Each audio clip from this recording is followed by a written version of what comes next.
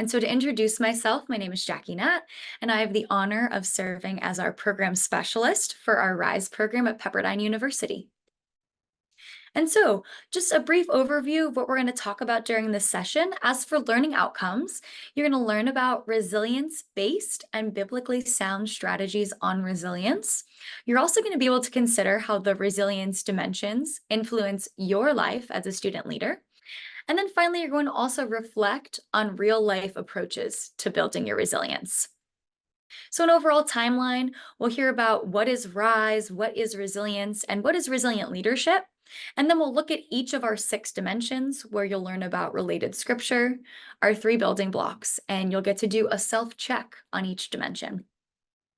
So, I've mentioned RISE. RISE stands for Resilience Informed Skills Education at Pepperdine. And this is really everything we do. All of our programming is resilience informed. We're always helping our students build those resilience skills, and everything is also educational.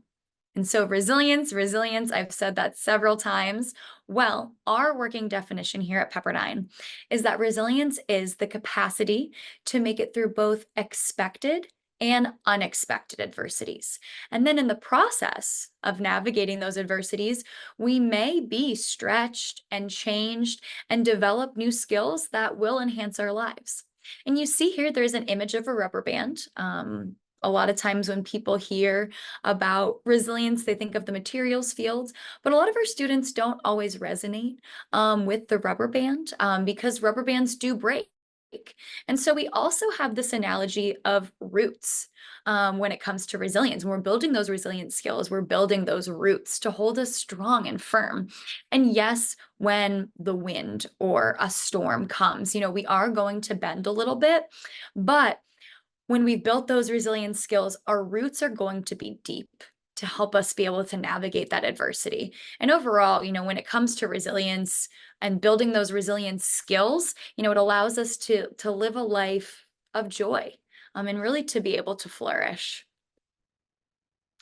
And so, as student leaders, what is resilient leadership?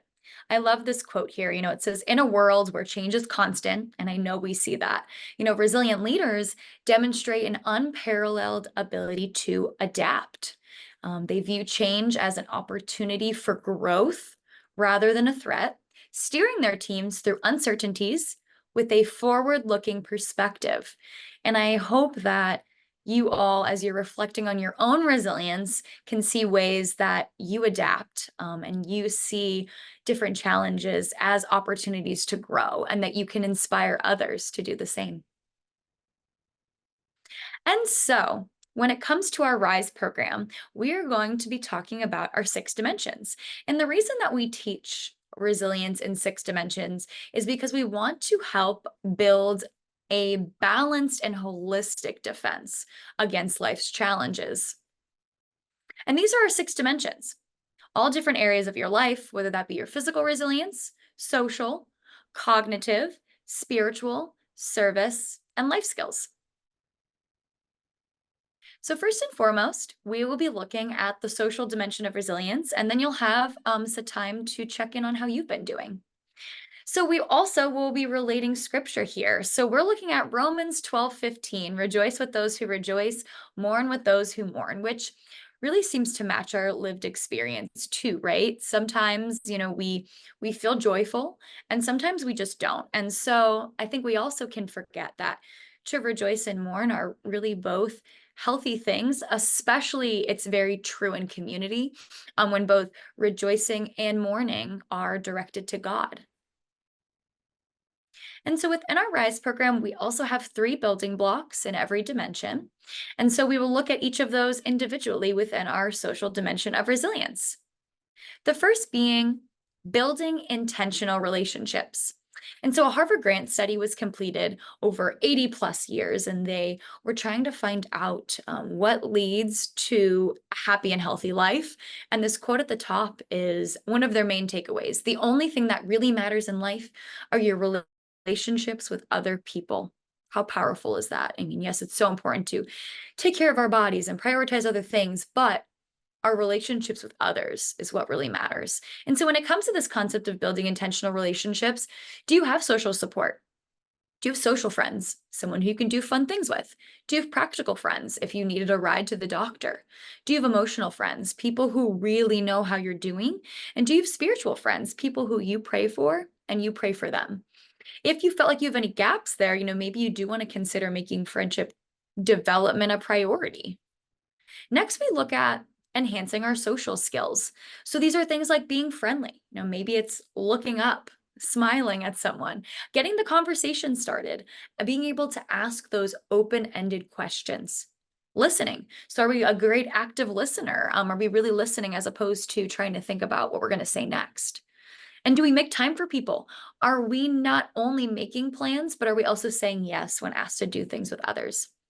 Conflict can be healthy, but are we addressing those issues early and directly? And are we dealing with our social anxiety when it comes to these different social skills, and if you're feeling a little bit of social anxiety, are you seeking help? And finally, our last building block is developing empathy. So this is the opposite of sympathy. Are you understanding another's perspective, their stories, their struggles? Are you really focusing on the other person? Are you being curious, suspending your judgment?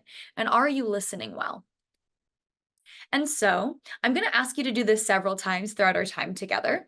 But if you would scan the QR code, you will find a resilience self assessment in which, after all of the three building blocks we've talked about, you'll be able to decide how you've been doing in those areas. So when we talk about building intentional relationships, how do you feel like you've been doing great? Maybe okay in the middle, or maybe poor, as well as with enhancing your social skills and with developing empathy. So I encourage you to scan this QR code, pause the video, and then join us back after you've evaluated how you've been doing. Welcome back as you went and completed your self-assessment. And next we are going to be talking about the physical dimension of resilience. And so we are looking at 1 Kings 19 verses 3 to 8. And a lot of us know the story of Elijah, and we see here that God really meets Elijah where he is. He provides for Elijah's physical exhaustion first because God knows that's just what he needs. God makes him take time off, rest, partake of the food and the water miraculously provided. And it's important to note that Elijah's physical health is important. God does then meet Elijah's spiritual needs, but only after Elijah's physical needs have been met. And so, within our RISE program, when we're talking about physical resilience, we're also really focusing on eating, sleeping, moving. And so, our first building block is engage in movement. Do the exercise you enjoy. And why is that? Well, because you're more likely to do it because you enjoy it. Are you avoiding exercise pitfalls, such as all or nothing thinking? For example, if you plan to do something for a certain amount of time, your schedule shifts a little bit, does it then become all or nothing, or can you still find a way to incorporate some sort of movement in your day? Remembering mind over mood. Sometimes when we're not feeling up to a workout, an exercise, we won't go when we forget that we do feel better after exercising. And back to the social dimension of resilience, being able to find someone to join us in our active movement. Our next building block is practicing healthy eating. Are we staying hydrated? Are we listening to our body and eating when it needs energy? Are we being mindful of and gravitating towards those foods that fuel us as opposed to consuming foods that might make us crash? And are we limiting our caffeine and alcohol? And our final building block is prioritizing sleep. So as we know, 8 to 9 hours is recommended. Now, obviously giving ourselves grace, you're all student leaders. We know how busy you all are. And there may be some nights where things come up, but are you prioritizing getting that 8 to 9 hours? Because when we hear, oh, well, I don't have time for sleep, what we say to that is, well, do you have time to get sick? Do you have time for ineffective study? Do you have time to be in a bad mood? Because on the contrary, we know that when we're getting sufficient sleep, this is going to improve our health. It's going to improve our concentration as well as our mood. And so once again, I invite you to check in on yourself. So go back to your resilience self-assessment and decide how have you been doing when it comes to eating, sleeping, and moving. Welcome back. After completing your resilience self-assessment, we are now looking at the cognitive dimension of resilience. More specifically, right now, Romans 12:2. And so we can renew our minds, as you see there, so we have a growth perspective when it comes to encountering adversity. And, we can often become reactive to different situations if they threaten the way that we perceive ourselves and our spiritual lives. However, a growth mindset can help us see the possibilities within a challenge. And, we can remember that, I've got this and God has got me. And so we will now look at our 3 building blocks for our cognitive dimension. The first being to expect challenges. I want to preface this by saying this is not toxic positivity. We're just saying that life is going to be hard. I think we all know that, but are we expecting it? There is going to be ups and downs in life, and the research shows that once you accept that reality, it's not so bad. We also link this to the serenity prayer. Lord, grant me the wisdom to know the difference between the things that are and are not within my control. Next, adopt a growth mindset. So this is the opposite of a fixed mindset, which is permanent, forever, unchanging. So if we're saying something like, well, I suck at math, that is a very fixed mindset. Where the growth mindset side might be something like, I am going to go to see a tutor for my math class. Because with the growth mindset, this is knowing that you can do hard things, you can develop skills, and, giving yourself permission to take those measured risks. And our final building block is to change irrational or unhelpful thoughts. And I'll kind of walk you through this list of irrational thoughts that we have. First and foremost being perfectionism, whereas the rational side is high standards, which are okay. The next irrational thought is future forecasting. So let's say we do bad on a midterm exam, and now we're immediately thinking about how we're going to fail that class, not get our degree, and not get the job we want. That is future forecasting, where we're borrowing trouble, where the rational side is waiting to worry. It is okay to be upset in the moment, but waiting to worry, and not panicking about things that have not happened yet. The next irrational thought is catastrophizing. So when something goes wrong, believing that it is a true disaster. Now, when things don't go as hoped, things could not go well, but it is rarely a true disaster. So being able to put things in perspective. Damaged goods. So believing that, if something truly bad did happen to me, I'm ruined because of it. I am damaged goods. Where the rational side is this concept of post-traumatic growth. Next, people pleasing. So believing that we really can please everyone, when we all know the rational side is pleasing everyone is impossible. Very similar to mind reading, believing that, oh, I know what that person's thinking, especially if it's bad about me. Or the rational side is, I cannot read minds. The next irrational thought, my performance equals my value. Just my output equals my value, when the rational side of that is, I matter, period. I matter as a human being. I matter as a child of God. Next, imposter syndrome. So, I don't belong here. I'm going to be found out. Where the rational side is, I belong, period. All my thoughts are true. The next irrational thought. Everything that comes into my head is true. Where the rational side is, thoughts are just thoughts. And finally, the last irrational thought on our list is, my thoughts are uncontrollable. I can't control the thoughts that are coming into my mind. Where the rational side is, we do have the ability to thought direct. So now I welcome you to pause the video once again and check in on yourself. How have you been doing? Have you been doing great in these 3 areas? Okay, or poor? Welcome back.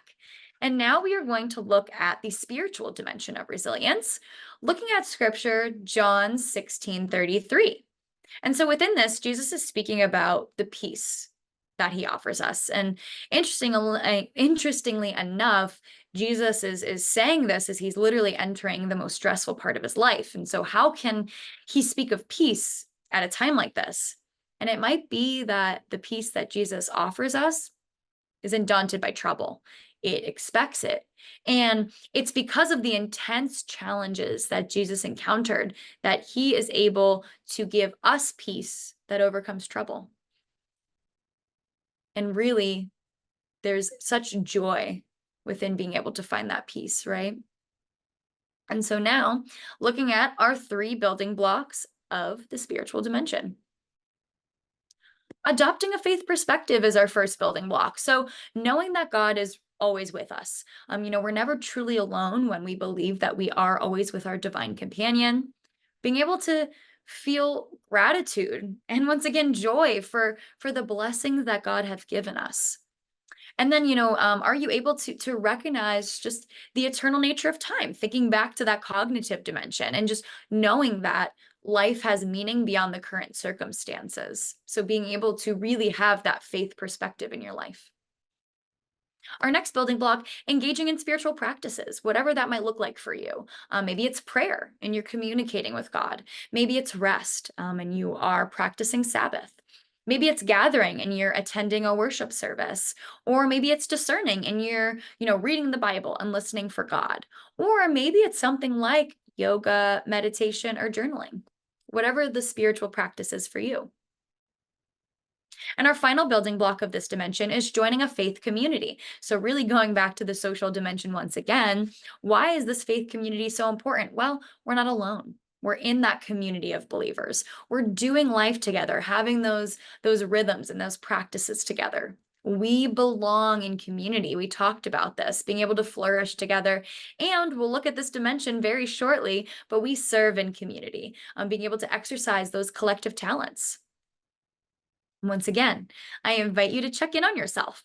How have you been doing when it comes to having a faith perspective? Have you been engaging in your spiritual practices like you've been wanting to? And, are you a part of a faith community the way that you want to be? I welcome you back after completing your self assessment. And now we are going to look at the service dimension of resilience. And so this scripture is Matthew 25:40. And so within this scripture, Jesus is calling his followers to address the needs of those right in front of them. Jesus is reminding them that the way they love and serve those in their community is the most compelling indicator of their faith. And so Jesus is noting the importance of caring for the needs for those that we spend time with regularly, who are arguably the hardest to love at times. And so perhaps this passage is, reminding us and reminding all of Jesus's followers today to start looking for ways to serve our friends, our families, and our neighbors daily. And so before we jump into service, I'm sure a lot of times people see this, we know, and they say, I don't understand how service can contribute to resilience. I already have a million things going on in my life and a lot of stuff on my plate. How is this going to help me by adding something else to my plate? But the research does show that service helps with resilience. You are able to take the focus off of yourself and be in community for a short amount of time to be able to build your resilience serving others. And our first building block is considering your values. So, considering what your purpose is, what do you feel called to do? And being able to ask yourself, what do I care deeply about? What are my gifts and talents? And how can I use those gifts to serve others? Because we find that when you're able to align your passion with the need that exists out in the world and bring those together, you're more likely to lead a life of service as opposed to just a one off service opportunity. So, how have you been doing with considering your own values when it comes to serving others? Serving in large ways. This is a lot of times how we think of service, community service, ongoing service trips with your church, volunteering at a nonprofit, serving abroad, going on a mission trip.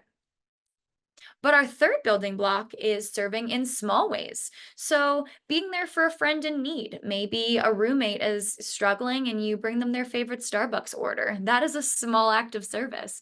Showing kindness to a stranger, like opening the door for someone, sending a card to the loved one, or checking in on someone else. All small acts of service. And so, once again, I invite you to check in on yourself. How have you been doing within the service dimension of resilience? Have you been doing great in the different building blocks, okay, or poor? Welcome back. And we are now going to look at our life skills dimension. And with the scripture being Luke 14:28. And so, what is the point of starting a building project if you haven't thought about whether you can finish it? Now, While he's making the analogy to talk about becoming a part of his followers, this point can be applicable to the importance of planning, organizing, and positioning ourselves well for success. When it comes to life skills, we had already talked about within the cognitive dimension of resilience how life can be hard. And when it comes to life skills, we say, yes, life can be hard. Don't make it harder by not being able to manage your money, time, and technology. With the first building block being take charge of your finances. Are you facing reality? Do you know what's in your checking and savings account? Making a budget and following it. Are you outlining for yourself, maybe if you have an on campus job and what that income is, what some of your bills are? Do you have that budget and are you sticking to it? Borrowing only what you need. If you have loans, you maybe instead of adding on more to make it easier in the moment, realizing that, those will need to be paid off down the line. And finally, seeking financial counsel. I'm sure there are many finance business professors that you can tap for financial counsel. Our next building block, manage your time. So, planning for a balanced life. So, yes, you are a student first and foremost, but are you also making time to go on that walk, to spend time with your friends, to journal about how you've been doing mentally, to engage in your spiritual practices, and to complete an act of service? The next point here is to be realistic. So, you know, are you saying to yourself, I'm going to work on that paper all day on Saturday? When we know that's not the realistic way to look at that full day of how much you're going to actually get done. Reviewing. So, have you been deciding if the time management tools that you've been utilizing are working for you? Avoiding procrastination, looking back at that concept of spending all day Saturday on a paper. You may want to avoid it, procrastinate because you weren't being realistic. But if we're avoiding procrastination, maybe we're blocking out our time, adding in some resilience activities along the way. And finally, are you noticing and addressing your anxiety? So instead of sitting there trying to work on a project and not noticing and addressing your anxiety, are you tapping into some of your other resilience skills and just taking a step away? And finally, being discerning about your technology usage. Are you being thoughtful and using good judgment, especially when it comes to social media? Are you reducing your screen time and avoiding losing sleep to your screen? For example, perhaps scrolling on TikTok before you're going to bed. Are you unplugging when you're with loved ones? And how are you doing with multitasking? How many times are we working on a project and then we have Netflix up and we also have our phone right there next to us? And so, for the final time, I'm going to ask you to check in on yourself with our resilience self assessment. How have you been doing with your money, time, and technology management? Has it been great? Okay, poor?